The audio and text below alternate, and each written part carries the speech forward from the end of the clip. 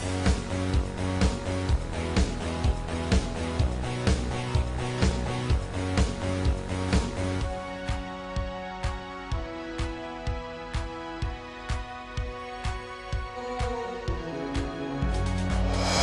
and welcome back. I'm Doug Keating with Structural Environments. We're coming to you from the 26th floor of the Bank of America building.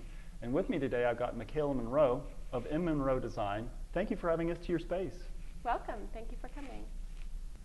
Michala, this space is huge. I can't imagine all the different things you can do with it. And the views are absolutely stunning. What is your plan for this space? How do you plan on fleshing it out for us? Yeah, it's a really exciting project for me personally, as well as for Dotchess Group.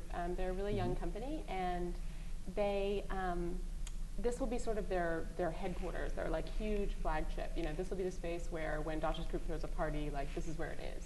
So it's going to be really cool and have a lot of unique signature sort of things unique to Dotchess Group and what they do in social business design. Fantastic. Well, tell me about the views. Is it just this one view of the Capitol, or do you have like a couple other views? Is it just one side of the building? We have about, I think it's 3/4 of the building. So we have a westward view, so we can see sort of like the W and all that. And then of course we have this great north view of the Capitol, which is amazing, which will be enhancing as much as possible. And then we have a westward view going toward like I-35, and probably the least interesting of all of them, but still really, really lovely. So with all these amazing views, I'm really curious about what other projects you're working on or projects that you've done. I would say this one is definitely the highest view. I've had some really nice ones in New York as well, but those are mostly residential. So view-wise, you know, this is non-compete. But I mainly do residential work. I've done some smaller corporate work and some more corporate work for Dotchess Group as well. I think some of my most exciting work was probably a larger residence here in Texas as well, here in Austin. And quite a few projects in New York have been really interesting. I love working for sort of younger couples, like if it's a first apartment. I've had a lot of those scenarios. So I think those have been some of the highlights. Well, I have to say I'm a little surprised after all the projects that I've seen you do that you said that you actually had not originally planned to be a designer. Tell us a little bit about what you had planned to originally do. Yeah, I've always had this love of animals and nature, and so I always thought that my life path was to be a vet at Cornell, and somehow that just sort of I realized that just wasn't for me. I couldn't do a lot of the things that I needed to do because my love for animals was just so much that I was a little bit too much of a bleeding heart for them, I guess. So I realized that I was doing design a lot without really realizing that it was something that I could take into a career. So I was always doing things at my parents' house, inside and out, to sort of beautify our environment, and I was really affected by, I remember we had the good living room. It had pink curtains and pink carpet, and like I loved the way that room made me feel, and I sort of hated the furniture we had in it. But when I started to realize that the effect that spaces had on people, and creating my own bedroom environment all the time, I was changing it about once a year, almost as long as I could possibly do it. So when I realized that interior design was a career, I applied to Parsons and Pratt, and then luckily got into Pratt and took it from there. So the rest is history. Yeah. All right, and history is still in the making. Exactly. Yeah, that wasn't that long ago. So from animals to interior design, it seems like quite a leap, but what you've done is just amazing. But I'd like to know, what is the project that really kicked off your career?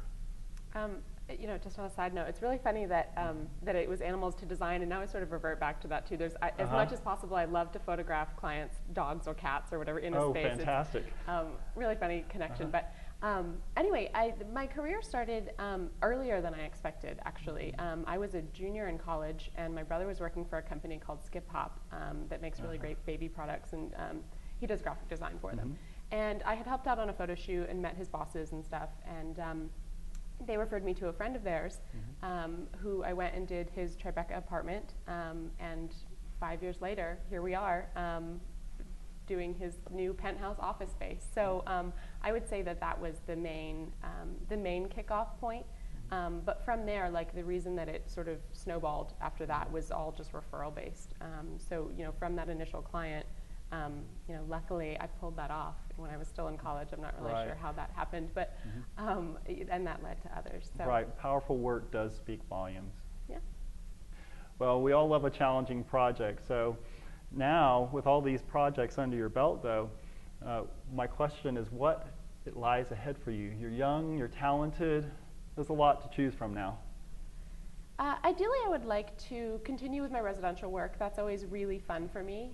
But I also really love the corporate world now, too. It's something that I didn't really intend to branch into. But then again, 2 years ago, I didn't really intend to start an LLC and do all of that either. So I never know what lies ahead. I can only hope to continue doing what I love and making money doing it, which is always a bonus. Yeah.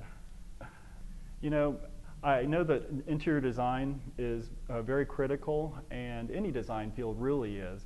How do you stay competitive in such a changing and variable industry? Well, I think that everybody has a real feel of what they want their interior space to be.